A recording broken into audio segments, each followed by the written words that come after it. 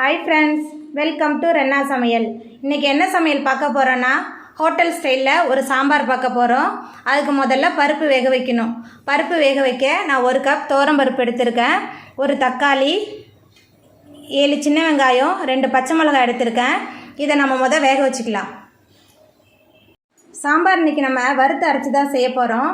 அதுக்கு என்னென்ன மசாலான்னு பாத்துறலாம். காஞ்ச மிளகாய் 6 எடுத்துர்க்கேன்.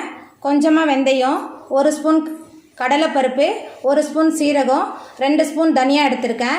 இதை கொஞ்சமாக எண்ணெய் சேர்த்து ட்ரை ரோஸ்ட் பண்ணி எடுத்துக்கலாம்.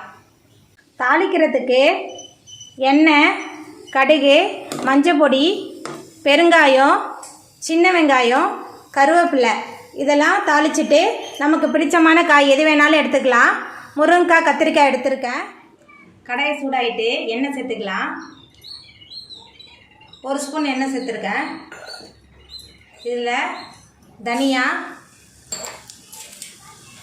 கடலைப்பருப்பு,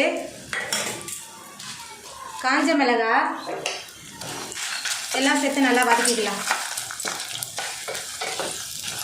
சீரகம், வெந்தயம் சேர்த்து நல்லா வதக்கிக்கலாம். கலர் மாறினோடனே அடுப்பு ஆஃப் பண்ணிவிட்டு மிக்சியில் நல்லா அரைச்சிக்கலாம். கடாய் சூடாயிட்டு தாளிக்க தேவையான அளவுக்கு எண்ணெய் சேர்த்துக்கலாம். எண்ணெய் சூடாயிட்டு கடுகு சேர்த்துக்கலாம். கடுகு நல்லா பொரிய ஆரம்பிச்சிருச்சு. வெங்காயம் சேர்த்துக்கலாம்.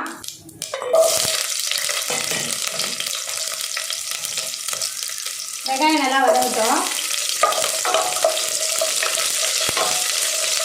கருவேப்பிலை சேர்த்துக்கலாம். மஞ்சள் பொடி சேர்த்துக்கலாம். மஞ்சள் பொடி சேர்த்து நல்லா வதக்கிட்டு நம்ம வெட்டி வச்சிருக்க முருங்கைக்காய் சேர்த்துக்கலாம்.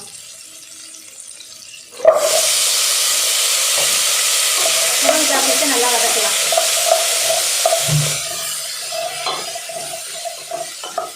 ஒரு 2 நிமிஷம் வதக்கினா போதும்.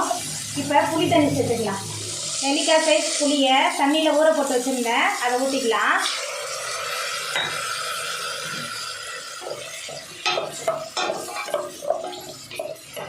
இப்போ உப்பு சேர்த்துக்கலாம்.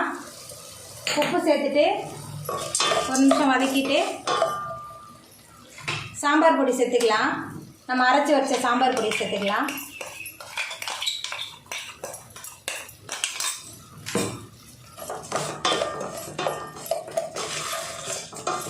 இப்போ தேவையான அளவுக்கு தண்ணி சேர்த்துக்கலாம்.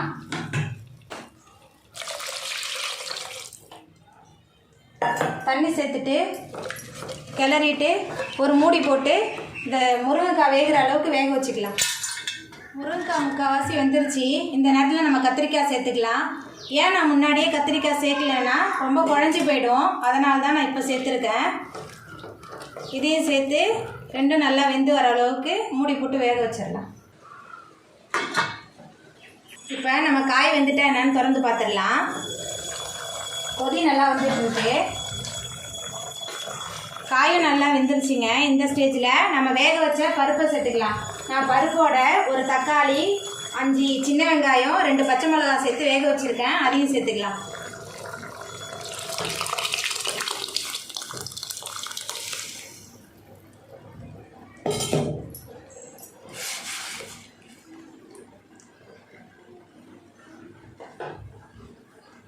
சாம்பார் நல்லா கொதிக்க ஆரம்பிச்சிட்டுங்க. இப்போ நம்ம பெருங்காயம் சேர்த்துக்கலாம். பெருங்காயம் லாஸ்ட்டாக சேர்த்தா வாசமாக இன்னும் நல்லாயிருக்கும். இந்த ஸ்டேஜில் உங்களுக்கு வேணுன்னா நீங்கள் ஒரு சின்ன துண்டு வெல்லம் சேர்த்துக்கலாம். அது இன்னும் டேஸ்ட்டாக இருக்கும். நான் இன்றைக்கி சேர்க்கல. பெருங்காயம் சேர்த்துட்டு கொஞ்சமாக கொத்தமல்லி தூவிட்டு நம்ம அடுப்பை ஆஃப் பண்ணிக்கலாம். அவ்வளோதாங்க, நம்மளோட சாம்பார் சூப்பராக ரெடி ஆகிட்டு. இதை நீங்களும் உங்கள் வீட்டில் செஞ்சு பாருங்கள். இந்த வீடியோ உங்களுக்கு பிடிச்சிருந்தா லைக் பண்ணுங்கள், ஷேர் பண்ணுங்கள், கமெண்ட் பண்ணுங்கள், சப்ஸ்கிரைப் பண்ணுங்கள். நன்றி.